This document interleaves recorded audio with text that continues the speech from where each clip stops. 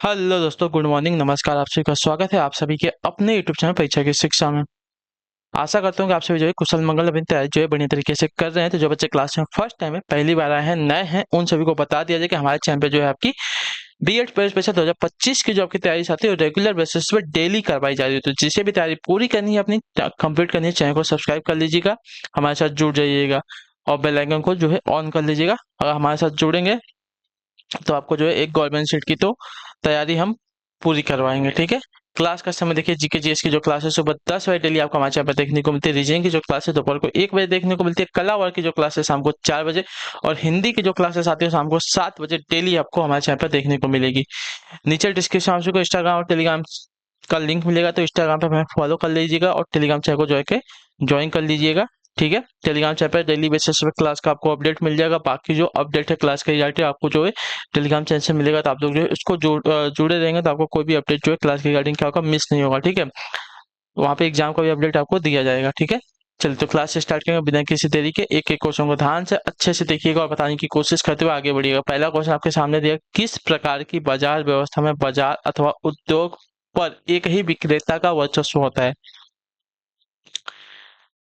बताइए, किस प्रकार की बाजार व्यवस्था में बाजार अथवा उद्योग पर एक ही विक्रेता का वर्चस्व होता है? तो आपका राइट आंसर एकाधिकार, ऑप्शन नंबर बी आपका राइट आंसर होगा। क्लियर है सबको? चलिए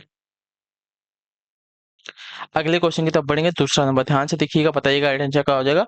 दूसरा आपका बोला गया, प्रच्छन्न बेरोजगारी को और किस नाम से भी जाना जाता है? बताइए, प्रच्छन्न बेरोजगारी को और किस नाम से भी जाना जाता है? तो इसका राइट आंसर आपका हो जाएगा साथियों अल्प रोजगार के। ठीक है। ऑप्शन नंबर ए आपका करेक्ट हो जाएगा। ठीक है। क्लियर से अल्प बेरोजगारी को और जो है प्रच्छन्न बेरोजगारी के नाम से जाना जाता है। यह वह स्थिति होती है जिसमें एक श्रमिक जितना समय काम करता है उससे कम समय वह काम करता है। ठीक है।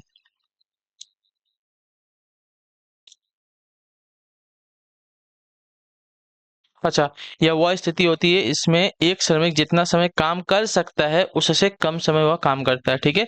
दूसरे शब्द में वह एक वर्ष में कुछ महीने या प्रतिदिन कुछ घंटे बेकार रहता है। अल्प बेरोजगारी दो प्रकार की होती है, दृश्य अल्प रोजगार और अदृश्य अल्प रोजगार। ठीक है। अगले क्वेश्चन की तरफ बढ़ेंगे। आपका तीसरा नंबर ध्यान से देखिएगा, बताइएगा राइट आंसर का। निम्नलिखित में से कौन से भारतीय संसद के संगठक है? बताइए, निम्नलिखित में से कौन से भारतीय संसद के संगठक हैं?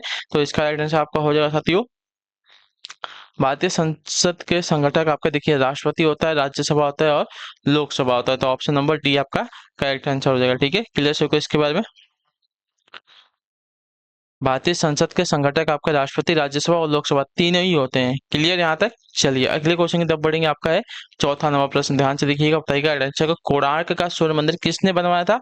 तो इसका करेक्ट आंसर आपका हो जाएगा साथियों नरसिंह देव प्रथम ने। ऑप्शन नंबर बी आपका करेक्ट आंसर होगा। ठीक है। क्लियर होगा इसके बारे में? कोणार्क का सूर्य मंदिर भारत में उड़ीसा राज्य के पुरी जिले के अंतर्गत पुरी नामक शहर में प्रतिष्ठित है। ठीक है। यह भारतवर्ष के चुनिंदा सूर्य मंदिरों में से एक है। सन 1984 में इसे जो यूनेस्को ने विश्व धरोहर स्थल के रूप में मान्यता दी। कोणार्क का सूर्य मंदिर नरसिंह देव प्रथम ने बनवाया था। ठीक है।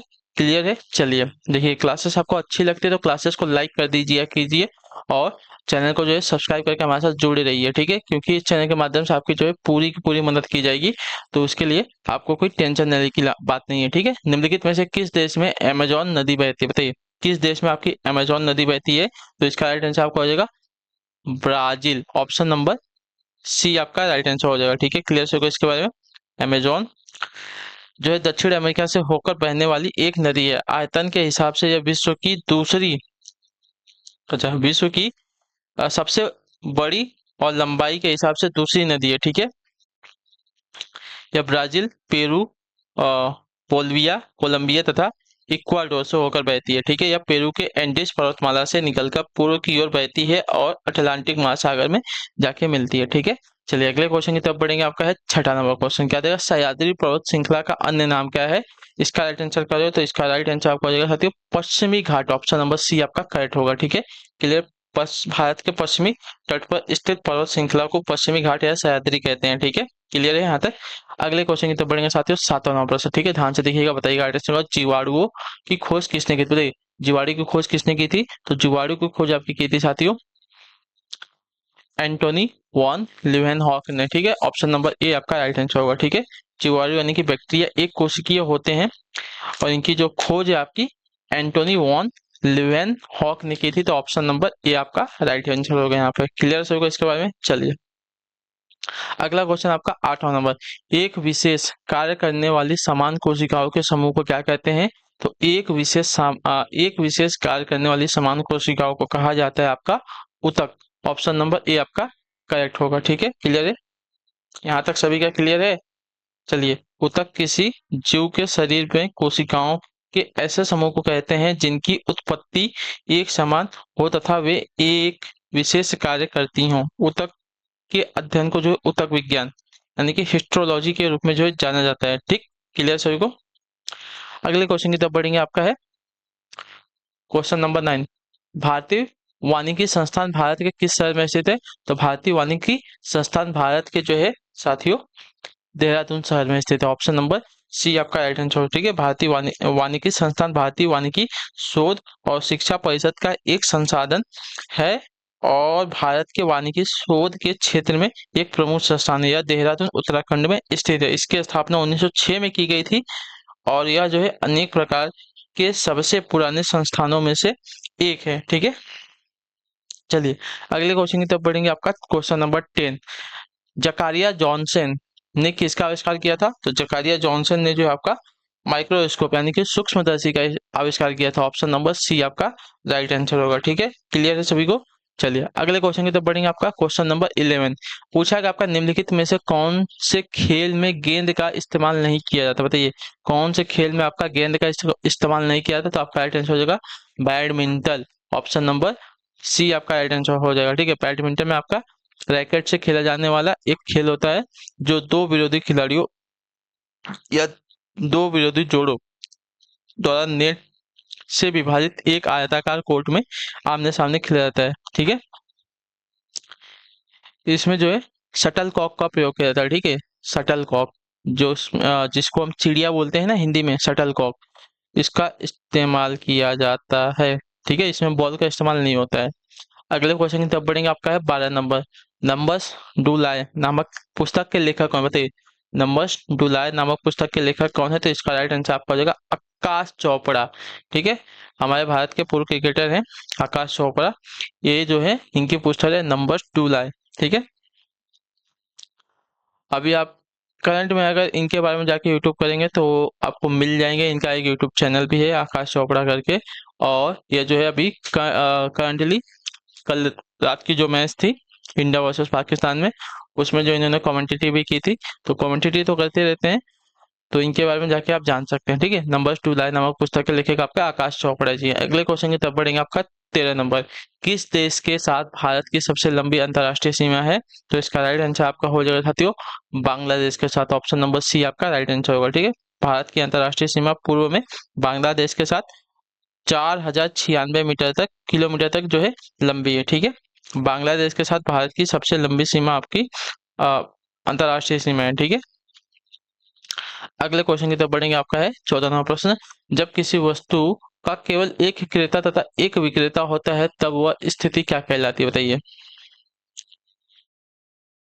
तो आपका द्विपक्षीय एकाधिकार कहलाता है। ऑप्शन नंबर बी आपका राइट आंसर हो जाएगा। जब किसी वस्तु का एक क्रेता तथा एक ही विक्रेता हो तो इसे जो आपका द्विपक्षीय एकाधिकार कहते हैं। ठीक है, उदाहरण के तौर पर देखें, किसी वस्तु के एक मात्र फैक्ट्री यानी कि क्रेता तथा एक मात्र श्रमिक संघ यानी कि विक्रेता के बीच द्विपक्षीय एकाधिकार ही होगा यहाँ पे। ठीक है, अगले क्वेश्चन की तरफ बढ़ेंगे। 15 नंबर, ध्यान से देखिएगा, निम्नलिखित में से कौन जो है क्षेत्रीय ग्रामीण बैंकों का प्रायोजित मतलब निम्नलिखित में से कौन जो है क्षेत्रीय ग्रामीण बैंकों को प्रायोजित करता है? तो इसका राइट आंसर आपका हो जाएगा साथियों ऑप्शन नंबर सी राष्ट्रीय वाणिज्यिक बैंक। ऑप्शन नंबर सी आपका करेक्ट आंसर। ठीक है, वाणिज्यिक बैंक या व्यावसायिक बैंक उन बैंकों को कहते हैं जो धन जमा करने, व्यवसाय के लिए ऋण देने जैसी सेवाएं प्रदान करते हैं। ठीक है, क्लियर सभी को। चलिए अगले क्वेश्चन की तरफ बढ़ेंगे। 16 नंबर प्रश्न, ध्यान से देखिएगा, उत्तर दीजिएगा। निम्नलिखित में से किसके पास जो है भारतीय सुरक्षा बलों पर जो है सर्वोच्च कमान प्राप्त? बताइए भारतीय सुरक्षा बलों पर जो है सर्वोच्च कमान प्राप्त किसके पास है? तो इसका राइट आंसर आपका हो जाएगा साथियों भारत के राष्ट्रपति के पास, ठीक है। ऑप्शन नंबर डी आपका राइट आंसर होगा, ठीक है। भारतीय सशस्त्र सेनाएं भारत की तथा इसके प्रत्येक भाग की सुरक्षा सुनिश्चित करने के लिए उत्तरदायी है, ठीक है। भारतीय सशस्त्र सेनाओं की सर्वोच्च कमान भारत के राष्ट्रपति के पास होती है, ठीक है। क्लियर सभी को। चलिए अगले क्वेश्चन की तरफ बढ़ेंगे। आपका है 17 नंबर। दल बदल कानून भारतीय संविधान की किस अनुसूची में दिया गया है? तो इसका राइट आंसर आपका हो जाएगा साथियों 10वीं अनुसूची में। ऑप्शन नंबर बी आपका करेक्ट आंसर, ठीक है। 24 जनवरी 1985 को जो है 52वां संविधान संशोधन विधेयक के जरिए जो है लोकसभा में पेश किया गया था। 30 जनवरी को जो है लोकसभा और 31 जनवरी को जो है राज्यसभा में विधेयक पारित। राष्ट्रपति के हस्ताक्षर के बाद जो है दल बदल अधिनियम अस्तित्व में आया, ठीक है। इसके जरिए अनुच्छेद 101, 2, 101, 102, 190 और 191 में जो है बदलाव किए गए। संविधान में 10वीं अनुसूची में जोड़ी गई, ठीक है। दरअसल 10वीं अनुसूची को ही जो है दल बदल कानून के तौर पर जाना जाता है। यह संशोधन 1 मार्च 1985 से जो है लागू हुआ था, 1985 से।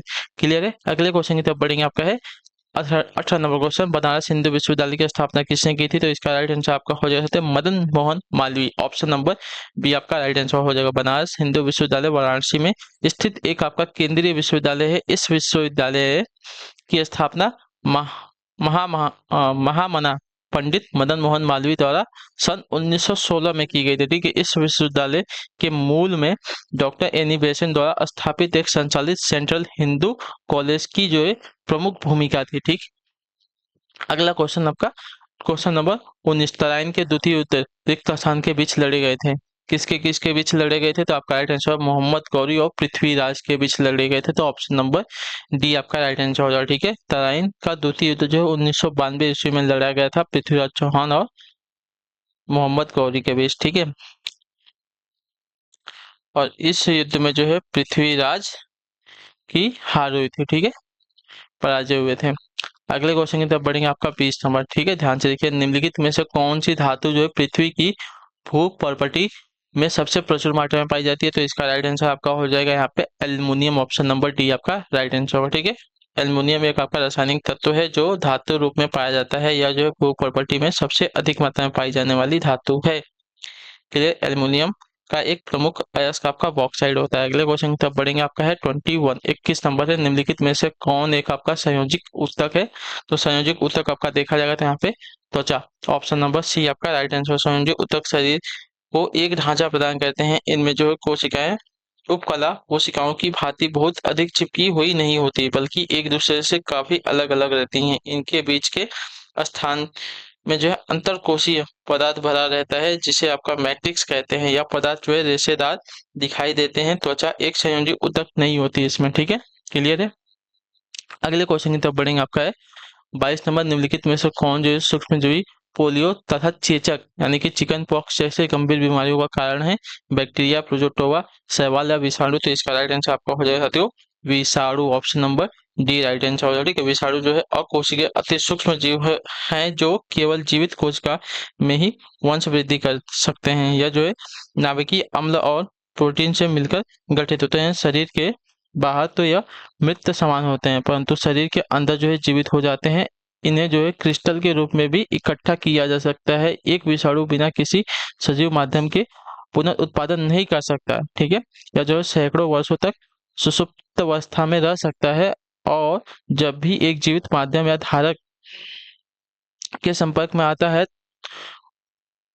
उस जीव की कोशिका को भेद कर आच्छादित कर देता है और जीव बीमार हो जाता है, ठीक है। चलिए यहाँ तक सभी का क्लियर। चलिए अगले क्वेश्चन की तरफ बढ़ेंगे। आपका 23, 23 नंबर। सामान्यतः उत्तल दर्पण का प्रयोग रिक्त स्थान में होता है, किसमें होता है? तो इसका राइट आंसर आपका हो जाएगा पक्षदर्शी दर्पण में। जो ऑप्शन नंबर डी दिएगा आपका राइट आंसर। वह दर्पण जिसका परावर्तक सतह बाहर की ओर उभरा रहता है उसे आपका उत्तल दर्पण कहते हैं, ठीक है। उत्तल दर्पण प्रकाश को बाहर की ओर प्रतिबिंबित करती है। उत्तल दर्पण का प्रयोग जो है घर के दरवाजे में जो है पीछे से आ रहे वाहनों को देखने के लिए गाड़ियों में उत्तल दर्पण का जो है प्रयोग किया जाता है। क्लियर। अगले क्वेश्चन की तरफ बढ़ेंगे। 24, 24 नंबर है। ओजोन ऑक्सीजन का एक रिक्त स्थान है, क्या है बताइए? ओजोन ऑक्सीजन का एक क्या है? तो ओजोन ऑक्सीजन का एक आपका हो जाएगा साथियों अपरूप। ऑप्शन नंबर ए आपका राइट आंसर हो जाएगा। क्लियर है। ओजोन जो है ऑक्सीजन के 3 परमाणुओं से मिलकर बनने वाली एक गैस है जो वायुमंडल में बहुत कम मात्रा यानी कि 0.02% में जो है पाई जाती है, जो है तीखे गंध वाली अत्यंत विषैली गैस होती है। ठीक है, आखिरी क्वेश्चन है 25 नंबर, ध्यान से देख के बताने की कोशिश करेंगे। Identify the world outside my window किस लेखक द्वारा लिखी गई है? तो इसका राइट आंसर आपका हो जाएगा साथियों रस्किन बॉन्ड के द्वारा। ऑप्शन नंबर बी आपका करेक्ट आंसर होगा। ठीक है, क्लियर है। रस्किन बॉन्ड जो है अंग्रेजी भाषा के एक आपके विश्व प्रसिद्ध भारतीय लेखक हैं। इनका जो जन्म है 19 मई 1934 को हिमाचल प्रदेश के कसौली के एक फौजी अस्पताल में हुआ था। ठीक है, चलिए तो इसी के साथ जो आपकी क्लास है यहाँ पे आपकी कंप्लीट हो गई रीजनिंग इसकी जीके जीएस की। आई होप कि आपको क्लास जो अच्छी लगी, अच्छी क्लास को लाइक करिए, चाहे मैं पहली बात है चैनल को सब्सक्राइब कर, और हमें जो है कमेंट ड्रॉप क्लास के बारे में जो भी आपको क्लास कैसी है। बाकी अगर आपका कोई डाउट है, कोई क्वेश्चन है, कोई क्वेरी है, तो आप में क्या करेंगे कमेंट करके पूछ लेंगे। ठीक है, तो हम आपसे मिलते हैं आपकी नेक्स्ट क्लास में। तब तक के लिए टाटा बाय बाय, जय हिंद जय भारत। आपसे क्लास से जुड़ने के लिए बहुत बहुत ही धन्यवाद साथियों।